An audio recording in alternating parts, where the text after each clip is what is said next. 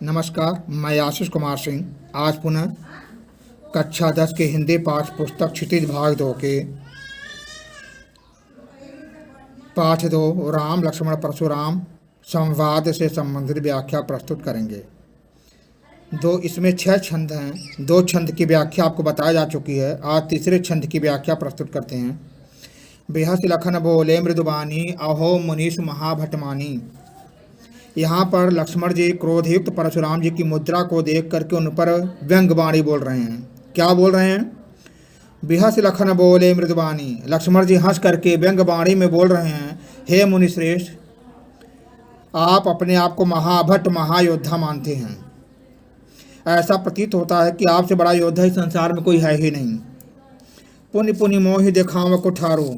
आप मुझे बार बार कुल्हाड़ी दिखा रहे हैं, या आप मुझे बार बार कुल्हाड़ी दिखाकर डरा रहे हैं। चहत उड़ावन फूंक पहाड़ो। ऐसा प्रतीत हो रहा है कि आप अपने फूंक से पहाड़ उड़ाना चाहते हैं। न तो कभी आपकी फूंक से पहाड़ उड़ेगा और न ही मैं आपकी कुल्हाड़ी को देखकर कभी डरूंगा। यहाँ कुम्हड़ बतिया को नहीं जे तर्जनी देखी मर जाई।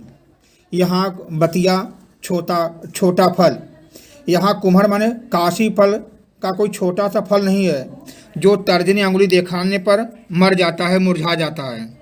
यहाँ कोई कोहरे की बतिया नहीं है, काशी फल की छोटा फल नहीं है जो तर्जनी अंगुली दिखाने पर मुरझा जाता है, मर जाता है। अर्थात हे मुनिश्रेष्ठ, उसी प्रकार मैं भी हूँ। मैं इतना दुर्बल नहीं हूँ काशी फल की तरह कि आपके कुल्हाड़ी को देख करके भयभीत हो जाऊं या डर जाऊं। देख कुठार सरासन बाना, मैं कछु कहा सहित अभिमाना। आपके कुठार को, कुल्हाड़ी को, सरासन धनुष को, बाण को देख करके मैं कछु कहा सहित अभिमाना। मैं जो कुछ भी अभिमान के साथ कहा, मैं कछु कहा सहित अभिमाना, मैं अभिमान के साथ कुछ कहा है। हे मुनिश्रेष्ठ, मैं आपके कुठार को, कुल्हाड़ी को, धनुष बाण को देख करके मैं अभिमान के साथ कुछ कहा है। ठीक है, इसलिए जो भी कुछ कहा उसे आप क्षमा करिएगा। भृगुसुत समुझ जनेऊ बिलोकी, जो कुछ कहूँ सहो ऋषरो की। भृगुसुत, भृगु का पुत्र समझ करके, आपके जनेऊ को बिलोकी माने देख करके, जो कुछ कहूँ, आपने जो कुछ कहा, सहो माने सहन किया, ऋष रोकी, मैं अभी तक अपने ऋष को, अपने क्रोध को रोक करके सहन किया है। ठीक है, आपको भृगु वंशी समझ करके, भृगु का पुत्र समझ करके, आपके जनेऊ को देख करके आप जो कुछ भी कह रहे हैं, मैं क्रोध को रोक करके सहन कर रहा हूँ, सुन रहा हूँ। सुर महेश्वर हरिजन अरुगाई, हमरे कुल इन पर न सुराई। सुर माने देवता, महेश्वर ब्राह्मण, हरिजन ईश्वर के भक्त, अरुगाई और गाय। ईश्वर ब्राह्मण ईश्वर के भक्त और गायों पर, हमारे कुल में, हमारे वंश में, इन पर न सुराई, इन पर सुराई नहीं की जाती, इन पर वीरता नहीं दिखाई जाती। अर्थात लक्ष्मण जी कहते हैं, हे मुनिश्रेष्ठ, हमारे कुल में देवता, ब्राह्मण, ईश्वर के भक्त और गायों पर कभी वीरता नहीं दिखाई जाती। ठीक है, बधे पाप, अगर इन लोगों को मार दिया जाए, वध कर दिया जाए तो पाप लगता है। अपकीरत, अपयश मिलता है हारने पर। यदि इनसे हारा भी जाए तो अपयश की प्राप्त होती है। न तो इनका वध किया जा सकता, न इनसे हारा जा सकता है। मारता हूँ पाप पर ही है तुम्हारे। यदि आप मारेंगे, मारता हूँ माने मारेंगे, पा माने पैर पर ही है तुम्हारे, मैं आपका पैर ही पकड़ूंगा, चरण ही पकड़ूंगा। यदि फिर भी आप हमें मारना चाहते हैं तो मैं आपके चरण पकड़ूंगा। आपसे हारना नहीं चाहता और न ही आपका वध करना चाहता हूँ। कोटि कुलिस सम बचन तुम्हारा, व्यर्थ धनुबान तुम्हारा। कोटि माने करोड़ों, कुलिस माने वज्र के, सम माने समान, बचन तुम्हारा उपमा अलंकार है। यहाँ पर आपका वचन करोड़ों वज्र के समान है, वज्र के समान कठोर है। व्यर्थ धर हूँ, व्यर्थ धार कर रहे हैं। धनुष, बाण, कुठारा, कुल्हाड़ी। आप धनुष और बाण और कुल्हाड़ी को व्यर्थ धारण कर रहे हैं। अर्थात इन सब का कोई प्रयोग ही नहीं है। आप तो पूरा प्रयोग अपनी वाणी से कर रहे हैं। आपका वाणी वज्र के समान कठोर है। जो बिलोक की अनुचित कहूँ क्षमहु महामुनि धीर, सुनि सरोस भृगुवंश मुनि बोले गिरा गंभीर। जो बिलोक आपके धनुष बाण कुठार को, बिलोक माने देख करके, अनुचित कहूँ, यदि मैं कुछ अनुचित कह दिया, यदि मैं कुछ गलत कह दिया, हे महामुनि धैर्य धारण करके क्षमहु माने क्षमा करिए, धीर माने धैर्य। यदि मैं आपके धनुष बाण कुल्हाड़ी को देख करके जो कुछ भी कहा है, जो कुछ भी अनुचित कहा है, हे महामुनि उसे धैर्य धारण करके क्षमा करना। सोनी सारोस, लक्ष्मण के, सोनी माने लक्ष्मण के इस प्रकार के वचन को सुन करके सारोस क्रोध के साथ भृगुवंश मणि, भृगुवंश के मणि परशुराम जी बोले गिरा गंभीर, गंभीर वाणी में, गिरा मने वाणी में बोलते हैं। क्या बोलते हैं अगले छंद में बताएंगे आपको। नमस्कार, अब हम चौथे छंद की व्याख्या प्रस्तुत करते हैं। कौशिक सुनहु मंदेहु बालक, कुटिल काल बस निज कुल घालक। यहाँ पर परशुराम विश्वामित्र को संबोधित करके कहते हैं कि हे कौशिक, हे विश्वामित्र सुनो, मंदेहु बालक, यह बालक बड़ा ही मंद है, बड़ा ही कुबुद्धि है, बड़ा ही दुर्बुद्धि का है।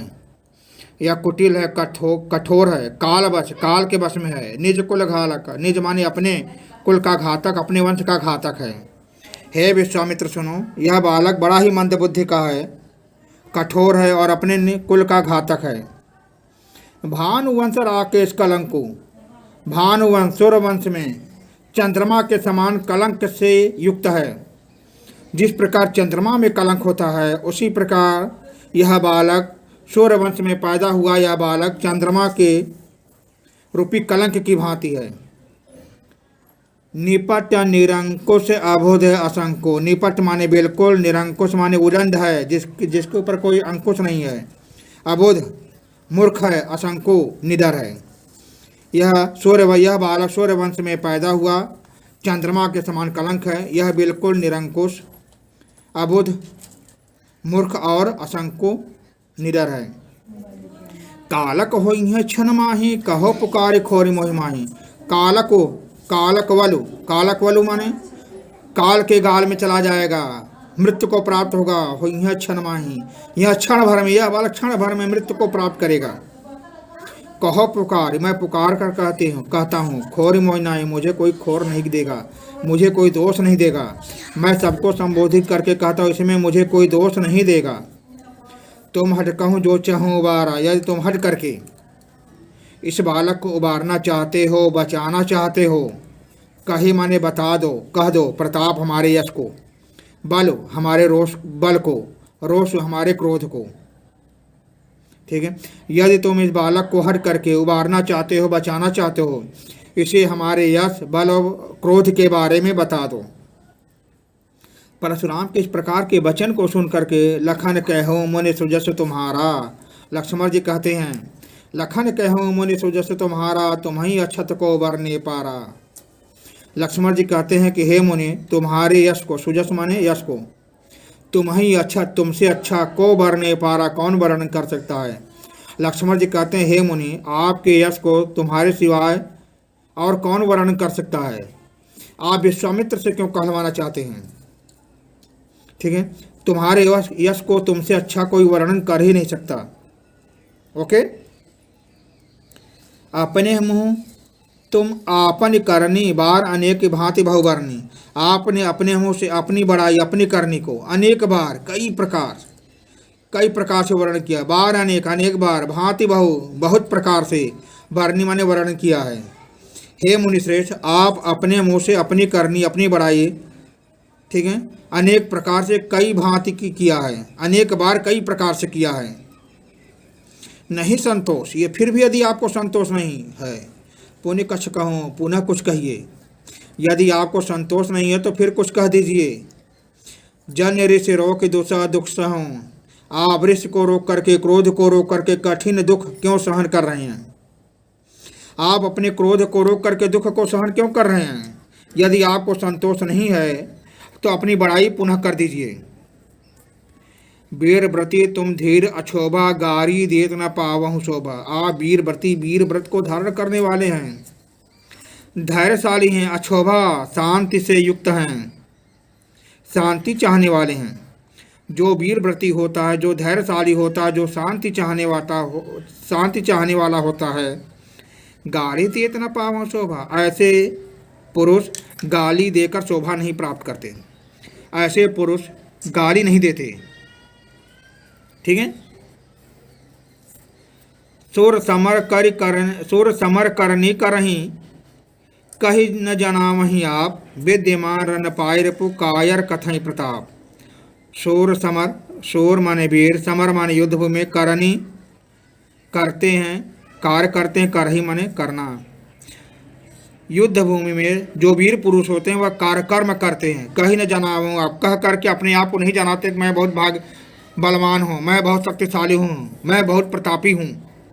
जो शूर होते हैं, जो वीर होते हैं, वह समर में, युद्ध भूमि में केवल करनी करते हैं, कर्म करते हैं, युद्ध करते हैं। बार बार अपने आप को कह कर नहीं जनाते, बार बार अपनी प्रताप का वर्णन नहीं करते। विद्यमान उपस्थित, रण माने युद्ध भूमि में, पाय रे पूरी माने शत्रु, रणभूमि में अपने शत्रु को उपस्थित देख करके, कायर कथई प्रताप, कायर लोग अपने प्रताप का ही वर्णन करते हैं। जो कायर होते हैं वही अपने प्रताप का वर्णन करते हैं। जो वीर पुरुष होते हैं वे प्रताप का वर्णन नहीं करते, वह तुरंत अपना कार्य करते हैं, युद्ध करते हैं। ठीक है। इसमें छंद चौपाई है और दोहा है। वीर रस का प्रधान है, और जहाँ वीर रस होता है वहाँ ओज गुण भी होते हैं। जहाँ रस वीर होता है वहाँ गुण ओज भी होता है। ठीक है। भाषा बताया गया आप लोगों को, ये अवधी भाषा में लिखा गया है। धन्यवाद। अब छंद नंबर 5, छंद नंबर 6 की व्याख्या मैं प्रस्तुत करूँगा। तब तक के लिए नमस्कार। नमस्कार।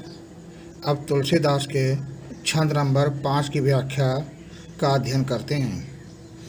तुम तो कालो हाक जनु लावा, बार बार मोहिलाग बुलावा।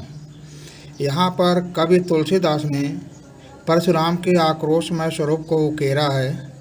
ठीक है।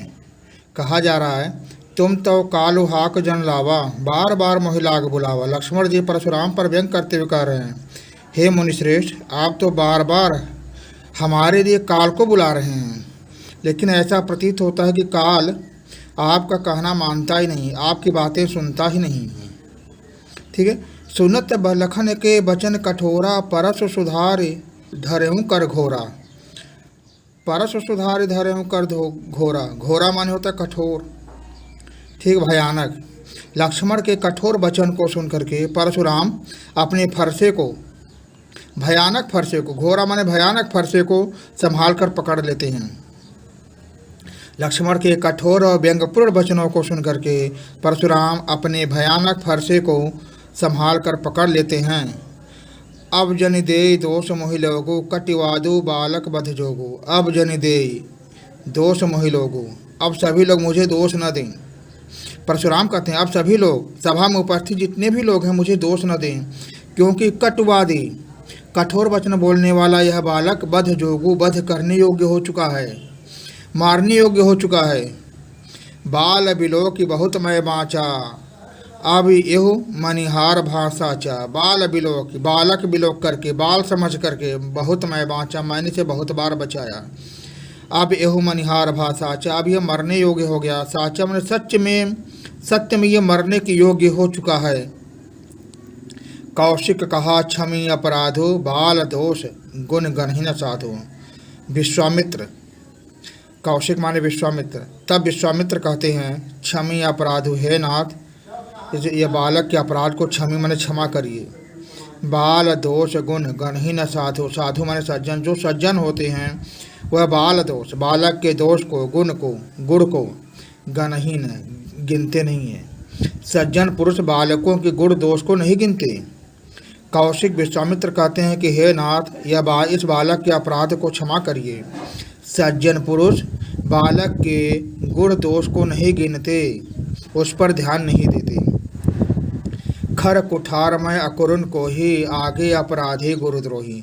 खर माने तीखा, तेज धार वाला, कुठार मैं तेज धार वाले कुठार को ग्रहण किया हूँ और अकरुण को ही माने क्रोधी, अकरुण माने करुणा से रहित, मैं अकरुण करुणा से रहित और क्रोधी हूँ। मैं कठोर कुठार को, तीखे कुठार को धारण करने वाला हूँ, दया से रहित क्रोधी पुरुष हूँ, मुनि हूँ। आगे अपराधी गुरुद्रोही और मेरे सम्मुख गुरुद्रोही अपराधी की भांति खड़ा हुआ है। मेरे सम्मुख गुरुद्रोही अपराधी की भांति खड़ा है। उत्तर दे तो छोड़ो बिनु मारे, यह उत्तर व्यंग भरे उत्तर हमें दे रहा है। छोड़ो बिनु मारे, मैं बिना मारे इस बालक को छोड़ रहा हूँ। क्यों? केवल कौशिक शील तुम्हारे, हे कौशिक, हे विश्वामित्र, केवल आपके शील के कारण, केवल आपके स्वभाव के कारण इस बालक को मैं उत्तर देने पर, व्यंग भरे उत्तर देने पर भी बिना मारे छोड़ रहा हूँ। न तो यही काटि कुठार कठोरे, नहीं तो इसे कठोरे कुठार से, कठोर फरसे से, इस भयानक फरसे से यहीं पर काट देता। गुरु ही ऋण उऋण होते हो श्रम थोड़े, थोड़े से श्रम से, थोड़े से परिश्रम से मैं इसे गुरु के ऋण से मुक्त कर देता। थोड़ा सा परिश्रम करता, इस पर कुठार चला देता और गुरु के ऋण से इसे मुक्त कर देता। गाधीशु विश्वामित्र का दूसरा नाम है। गाधीशु नु का हृदय हसी, मुनि ही हरिहरे सूझ, आय मैं खाण न उखमय अजहूँ न बूझ बूझ। गाधीशु माने विश्वामित्र का हृदय हसी, हृदय में हंसते हुए, मन में खुश होते हुए कह रहे हैं। मुनि हरिहरे सूझ, मुनि परशुराम को हर जगह हरा हरा सूझ रहा है, हरा हरा दिखाई दे रहा है, हर जगह कोमल केवल घास ही दिखाई दे रहे हैं। ऐसा लगता है कि मुनि परशुराम इस हरे हरे घास रूपी लक्ष्मण, राम और लक्ष्मण को उखाड़ कर फेंक देंगे। आय मैं खाण, आय माने आय मैं लोहे की खाण, न उख मैं अजहूँ, राम और लक्ष्मण लोहे की खाण हैं, धातु की खाण है। उख मैं अजहूँ गन्ने की खाण नहीं है जो मुंह में डालिए पिघल जाए तुरंत। अजहूँ न बोझ अबोझ, लेकिन अब भी, अजहूँ माने अब भी, न बोझ अबोझ, अब भी परशुराम को समझ में नहीं आ रहा। इतना होने के बाद भी, लक्ष्मण के भयभीत न होने के बाद भी परशुराम को नहीं समझ में आ रहा है कि राम और लक्ष्मण लोहे की खाण है, इनको आसानी से हराया नहीं जा सकता है। ठीक है, धन्यवाद, नमस्कार। छंद नंबर 6 की व्याख्या का अध्ययन करते हैं। कहूँ लखन मुनि शील तुम्हारा, को नहीं जान विदेश संसारा। यहाँ पर तुलसीदास लक्ष्मण और परशुराम के संवाद का वर्णन कर रहे हैं। दोनों तरफ से उत्तर प्रत्युत्तर हो रहा है और व्यंग भरे उत्तर प्रत्युत्तर हो रहे हैं। ठीक है, कहूँ लखन मुनि शील तुम्हारा, लक्ष्मण जी कहते हैं कि हे मुनि, आपके शील को, आपके स्वभाव को, हे परशुराम या हे मुनि श्रेष्ठ, आपके शील को, आपके स्वभाव को नहीं जान, कौन नहीं जानता, विदित संसारा, पूरे संसार में प्रसिद्ध है। हे मुनि श्रेष्ठ, आपके स्वभाव को कौन नहीं जानता, आपका स्वभाव तो पूरे संसार में प्रसिद्ध है। माता तिह उऋण भय नीके, उऋण माने ऋण से मुक्त होना, भय नीके माने अच्छी प्रकार से, आप अपनी माता के ऋण से अच्छी प्रकार से मुक्त हो गए। ठीक है, गुरु ऋण रहा सोच बर्जी के, गुरु का ऋण, गुरु परशुराम का गुरु कौन है? भगवान शंकर। गुरु का ऋण रहा सोच बर्जी के, जी के माने हृदय में चिंता है, व्याकुलता है। आपके हृदय में गुरु का ऋण रह गया है, भगवान शंकर का ऋण रह गया है, इसी चिंता में आप बड़े व्याकुल हो रहे हैं। ठीक है, माता के ऋण से आप तो अच्छी प्रकार से मुक्त हो गए, ये पूरा संसार जानता है। गुरु का ऋण आपके हृदय में रह गया है जो आपको बार बार व्याकुल कर रहा है। ठीक है, जो आपको बार बार चिंतित कर रहा है। सो जनु हमारे माथा का रहा, उसी गुरु को ऋण को आप हमारे ऊपर ला दिए, हमारे माथे लगा दिए। खैर कोई बात नहीं, दिन चली गए, दिन तो अधिक बढ़ गया है, अधिक दिन बीत गए हैं, ब्याज बढ़ बढ़ा, ब्याज अधिक बढ़ गया है। आपने हमारे ऊपर जो अपने गुरु का ऋण हमारे माथे डाल दिए हैं, आप हमारे माथे पर अपने गुरु का जो ऋण डाल दिए हैं उसका दिन अधिक बढ़ गया, इसलिए ब्याज भी बढ़ गए हैं। अब आनीय व्यवहारिया बोली, तुरंत देवमय थैले खोले। आनीय व्यवहारिया माने हिसाब किताब करने वाले को, इसलिए हे मुनि श्रेष्ठ, अब हिसाब किताब करने वालों को बुला लाइए। क्योंकि इतना बड़ा ब्याज जो ऋण का है उसे इतना आसान नहीं देने के लिए, इसलिए कोई हिसाब किताब करने वाले को बुला लाइए, मैं तुरंत थैली खोल करके आपको ऋण से मुक्त कर दूं। सुन कटु बचन कुठार सुधारा, हाय हाय सब सभा पुकारा। लक्ष्मण के कटु वचन को सुन करके कुठार सुधारा, परशुराम सुधारा में संहार करके कुठार को, अपनी कुल्हाड़ी को, अपने फरसे को पकड़ लेते हैं। हाय हाय सब सभा पुकारा, जनक सभा में उपस्थित सभी लोग हाय हाय कहकर पुकारने लगते हैं। बड़ा दुख की बात है, बड़े ही दुख की बात है। ऐसा कह करके जनक के सभा में सभी लोग पुकारने लगते हैं। भृगुवर परशु दिखामोह मोही, विद्र विचार बचो नृपदोही। लक्ष्मण जी को ये सहन नहीं होता। वे बार बार परशुराम से कहते हैं, हे भृगुवर, हे भृगु श्रेष्ठ, हे ब्राह्मण श्रेष्ठ, परशु दिखामोही, आप मुझे बार बार फरसा दिखा रहे हैं, बार बार मारने के लिए कुल्हाड़ी दिखा रहे हैं। विद्र विचार, ब्राह्मण विचार करके, विद्र माने ब्राह्मण समझ करके, बचो नृपदोही, हे राजद्रोही, हे राजशत्रु, आप अभी तक बचे हुए हैं। ब्राह्मण समझ करके आपको अभी तक बचाया हुआ हूँ मैं, ठीक है। मिले न सुभट, मिले न कबहू सुभट, रण गाढ़े द्विज देवता घर ही के बारे। ऐसा प्रतीत होता है कि आपको कभी रण में, युद्ध भूमि में अच्छे योद्धा मिले ही नहीं। हे द्विज देवता, द्विज देवता माने ब्राह्मण देव, घर ही के बारे, आप तो घर में ही बड़े योद्धा हैं, बाहर आपकी योद्धा नहीं है, बाहर आपकी कुछ नहीं चलेगी, ठीक है, बाहर आपका एक भी चाल नहीं चलेगा। आप हे ब्राह्मण देव, आप घर में ही बड़े हैं, घर में ही श्रेष्ठ हैं। अनुचित कही सब लोग पुकारे, जनक के सभा में उपस्थित सभी लोग एक साथ पुकार कर कहते हैं, लक्ष्मण का यह कथन अनुचित है, अनुचित है। रघुपति शयन ही लखन निवारे, रघुपति शयन ही माने नेत्रों से इशारा करके लखन निवारे, लक्ष्मण को रोक देते हैं। रघुपति प्रभु श्री राम तब इशारे से लक्ष्मण को रोक देते हैं। लखन उतर या होते सरिस, भृगुवर कोप कृषाणु, यहाँ पर उपमालंकार सरिस आया है। सा से सरिस सम समान में उपमालंकार होता है, जहाँ आते हैं शब्द ये सब। लखन उतर आहुति सरिस, लक्ष्मण जी का उत्तर आहुति के समान है। भृगुवर कोप कृषाणु, कोप माने क्रोध, और भृगुवर भृगु श्रेष्ठ परशुराम का क्रोध, कृषाणु माने अग्नि के समान तेज है। इसलिए अग्नि में जैसे जैसे लक्ष्मण के उत्तर की आहुति पड़ती है, अब वैसे वैसे परशुराम का क्रोध अधिक बढ़ जाता है, क्रोध रूपी अग्नि अधिक बढ़ जाती है।